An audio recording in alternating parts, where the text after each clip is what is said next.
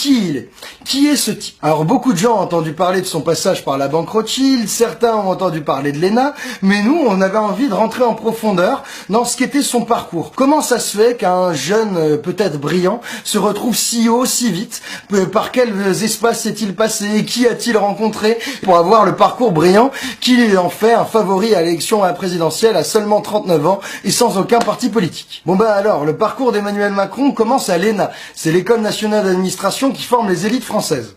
À l'ENA, il a la chance de sortir tout en haut et d'entrer à l'inspection des finances. L'inspection des finances, c'est un des corps les plus prestigieux de l'ENA. Et là-bas, il se retrouve couvé par Jean-Pierre Jouyet, qui est le chef des inspecteurs des finances et qui a Macron à la bonne.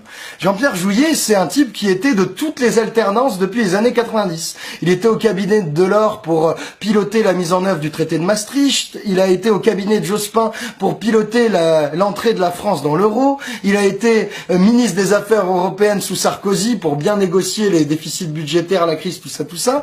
Et il a fini par être secrétaire général de l'Élysée à la fin de la présidence de François Hollande.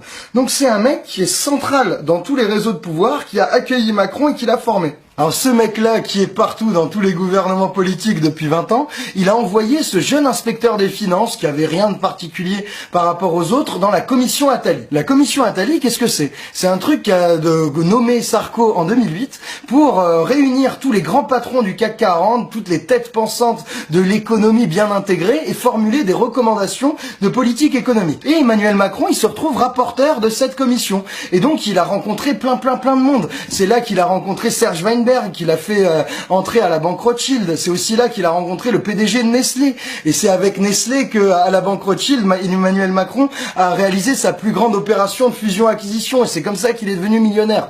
Donc on voit que ce passage de Jouyet à Attali, qui a amené Macron à la commission Attali, bah, ça a permis à Macron de se faire un solide réseau dans la place financière française, de prendre ses galons de politique économique, parce que évidemment la commission Attali, elle a recommandé tous les trucs que recommande la Commission européenne et tous les éléments de politique économique mis en place depuis des années, moins en moins de fonctionnaires, on recule indéfiniment l'âge à la retraite, on casse le code du travail, on baisse les dépenses publiques, et ces recommandations, en plus des éternelles baisses de charges sociales, la Commission Attali, dans son rapport, elle voulait pas que ce soit mis en place pour 1 an, 2 ans ou un quinquennat. Non, tenez-vous bien, je vous le lis là. Elles devront être poursuivies avec ténacité pendant plusieurs mandats et quelles que soient les majorités. Donc chapeau les gars, on voit que si on vote, si le peuple vote comme ci ou comme ça change rien du tout. Les experts n'en ont rien à foutre, ils veulent que ce soit la même politique toujours, tout le temps, pour l'éternité. Ça c'était sous Sarkozy. Parce qu'après son passage brillant d'ailleurs à la banque d'affaires Rothschild, il y a Hollande qui est arrivé à la présidence.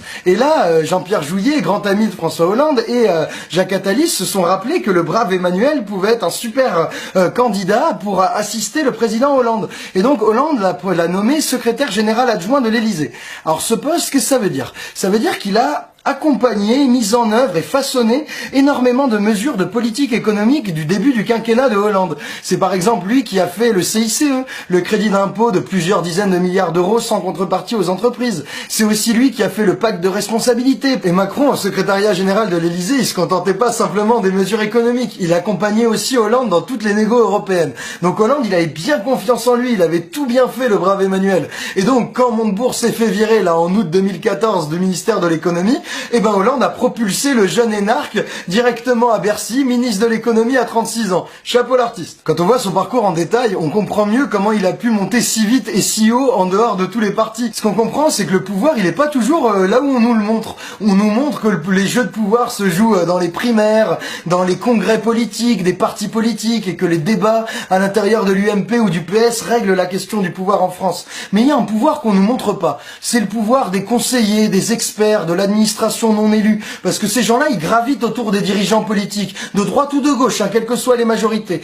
et ils leur proposent à chaque fois les mêmes politiques, les mêmes recommandations de politique économique. Et ce pouvoir des coulisses, ce pouvoir caché qu'on nous montre pas, Emmanuel Macron, il le connaît très bien, il en est directement issu. Il est allé directement dans les instances du pouvoir, là où ça compte, à l'inspection des finances, au secrétariat de l'Élysée, dans toutes les commissions où s'élaborent les politiques économiques, via les deux mentors Jouyet et Attali, et donc il a squeezé utiliser la case élection parti politique. Et c'est ça qui fait sa force. C'est que comme on l'a pas vu tremper dans mille magouilles, comme on voit sa gueule à la télé uniquement depuis 3 ans, eh ben on peut construire une image complètement nouvelle, fraîche, de renouveau, alors qu'il n'y a pas plus insider, qu'il n'y a pas plus coutumier du vrai pouvoir, le vrai pouvoir technocratique qu'Emmanuel Macron. C'était en somme le candidat idéal pour nous arnaquer à cette élection présidentielle. Nous, il nous reste qu'un seul moyen pour lutter contre cette arnaque, c'est de faire passer le message pour lutter contre cette supercherie. Puis bon, on se revoit vite pour dégonfler son programme parce qu'à mon avis, il y aura beaucoup à dire. Ciao.